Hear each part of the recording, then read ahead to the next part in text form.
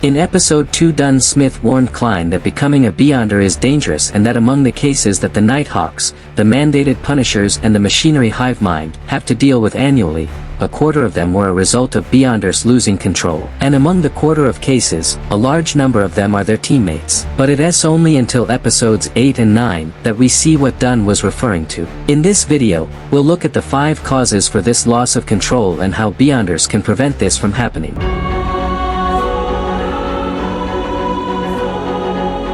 Before we talk about how it happens, we need to understand what it actually is. In Lord of the Mysteries, losing control is essentially when a Beyonder's powers overwhelm or corrupt their minds and body, resulting in death, mutation, madness, or transformation into a monster or evil spirit. There are 2 intertwined parts to this. 1. Mental collapse. The human mind is no longer in control. Thoughts and instincts warp until the person can no longer distinguish themselves from the entity their powers originate from. 2.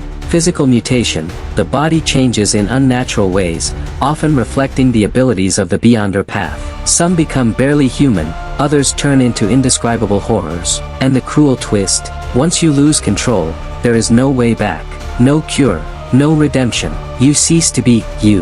The causes can be grouped into 5 main categories, each with distinct triggers and outcomes.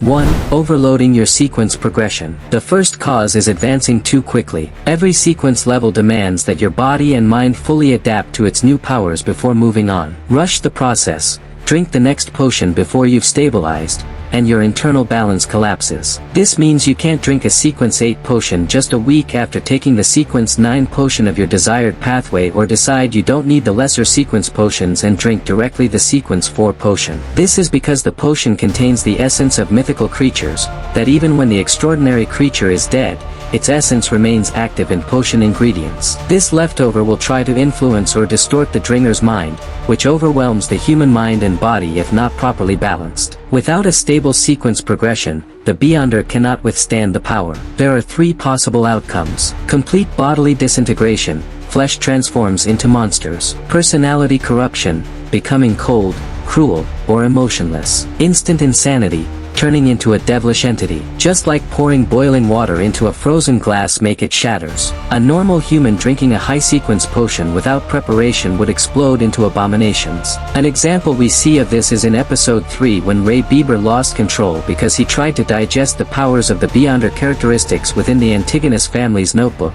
a process he hoped would grant him his ancestors' gifts through an ancient ritual. However, this attempt to digest and fully grasp the unstable powers was interrupted by the Nighthawks, causing his own powers to overwhelm him and transform him into a monster. In the world of Beyonders, speed isn't strength. It's a shortcut to madness. 2. Incomplete or faulty potion digestion. Even if you wait before advancing, you still need to digest your potion. This refers to a mystical harmonization between your mind, body, and the potion's extraordinary traits. The spiritual residue of the potions must be digested, mastered through acting, so the remnants of the potion's original owner, the mythical creatures, can't influence the mind over time, for the residual madness accumulates and subtle corruption grows until they suddenly lose control. If the Beyonder fails to do this properly, he'll experience instability, mood swings, intrusive thoughts, even hearing voices. For example, in the novel when Klein tells his companions about the acting method, he describes the digestion of the potion as a unique experience where his mind felt more relaxed and pure, but none of the Nighthawks seem to know what he is talking about. Dunn explains that to consume the next potion in the sequence,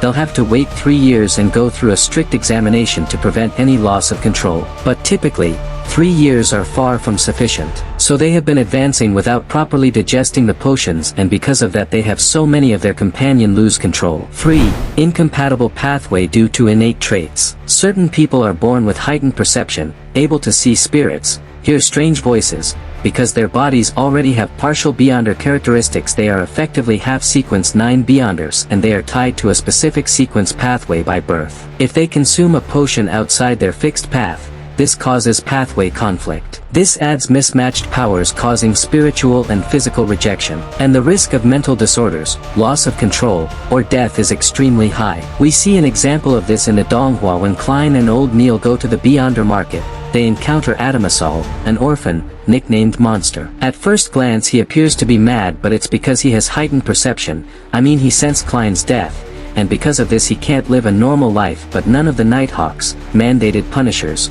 or the machinery hive mind can help him because they do not have the sequence potion that suits him. 4.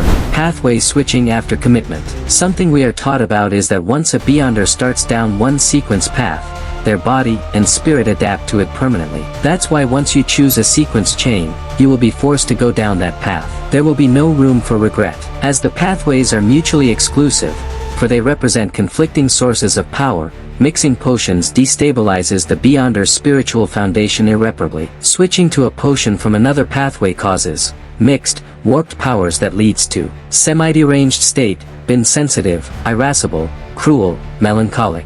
If the Beyonder switch pathways once, and takes the potion of his original path after, causes immediate loss of control, mental death, transformation into monsters, or becoming an evil spirit. 5. External corruption. Not all danger comes from inside. This is the most common reason for a loss of control. The spiritual perception of all Beyonders is enhanced. The smaller the number in the sequence, the more enhanced their perception. Therefore they would be seeing, hearing, and sensing things others cannot. They are constantly met with mysterious enticement and illusionary bewitchment. Once they are overstimulated or have greedy desires, they will slowly go down the path of losing control. Exposure to chaotic energies, ancient ruins, or sealed artifacts with dangerous traits can speed up loss of control dramatically. The outcome is a gradual descent into madness and eventual loss of control. The human mind is not built to handle constant contact with the unexplainable. Even without potions, exposure to the supernatural wears down mental stability. We also have to remember that a Beyonder powers are directly tied to their psyche. Strong negative emotions, grief, rage, paranoia, can destabilize your control. The more your mental state spirals, the less you're able to resist the pull of the non-human traits in your body. This is what happens to old Neil, that started to listen to the hidden sage. Driven by his desperate desire to resurrect his deceased fiancée, Neil attempted an alchemic life ritual, but the hidden sage's whispers and promises amplified his already dwindling mental state, leading to corruption and a catastrophic loss of control and a monstrous transformation. Now that we know the threats, how can a Beyonder fight back? And if you're liking this video, please give it a like and subscribe. Now then, let's continue.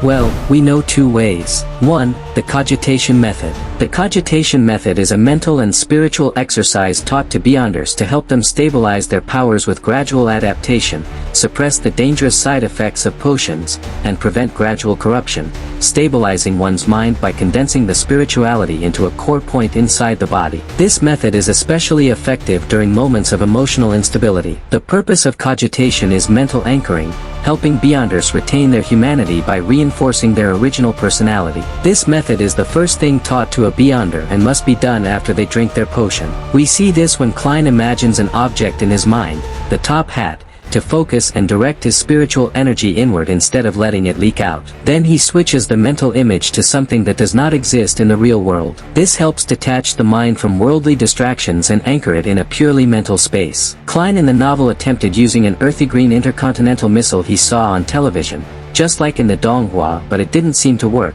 so he ended imagining many spheres of light stacking them upon one another. And finally he blanks his mind in transcendite, emptying the mind to reach a state beyond personal identity, the limitless I. In this state, the Beyonder becomes mentally aligned with the universe, entering mystic experience, a deeper perception of reality. Cogitation must be repeated daily to strengthen control and prevent power leaks. The more it's practiced, the more stable the Beyonder becomes. This method was taught to Klein by old Neil and mentioned to Audrey by Alger. Thus we can see cogitation as the first line of defense against losing control, acting as a mental barrier, shielding the mind against residual potion madness, whispers and visions, a spiritual filter blocking external corruption, and a training tool helping Beyonders internalize their powers. However, this technique cannot fully eliminate madness, only delay it. And it is not enough alone. Beyonders must combine it with discipline, avoiding forbidden knowledge, and the acting method. The acting method is one of the most crucial yet dangerous techniques for Beyonders to stabilize their powers and to avoid losing control. Most Beyonders don't even know this method exists. Klein only knows about it thanks to Russell's dairy. This method is a specialized technique for digesting Beyonder potions by behaving in ways that match the nature and name of one sequence, for each potion has an innate behavioral pattern tied to its name. While Cogitation focuses on controlling energy and maintaining mental stability, the acting method focuses on aligning personality and actions with the potion's inherent characteristics to achieve harmony between the Beyonder and their powers, reducing instability. It helps understand the sequence's role. Beyonders must live this role in daily life to digest the potion faster and helps make higher sequence advancement safer. That is why Klein enters the Divination Club, to learn how to act like a true seer, or Triss instigated the tragedy in the alfalfa or Leonard dress and has a poet vibe. Despite its benefits, the acting method is not a perfect solution and has its limitations and risks. It's important to know that the acting method softens, but does not remove, whispers, illusions, and corruption risks, especially right after advancement. There's also the risk of role corruption. Over-identifying with the role can blur the line between acting and becoming, leading to Beyonders losing themselves in their roles, leading to personality loss. Higher sequences demand deeper role immersion. Proper acting slows the erosion of humanity. And ethical degradation. Certain roles require immoral actions, like assassins necessitates killing. Beyonders may justify atrocities as part of the act. 3. Some choose to remain weak. As an additional method, we can take into account that not all Beyonders seek advancement. Some stay at low sequences, because they know the higher you climb, the harder it is to stay you. In the Nighthawks, Dunn explains that when their bodies age and energy starts to decline, even overcoming the latent dangers, they shouldn't attempt advancing anymore. This is because the risk of losing control at that point is so high that no one is willing to risk it.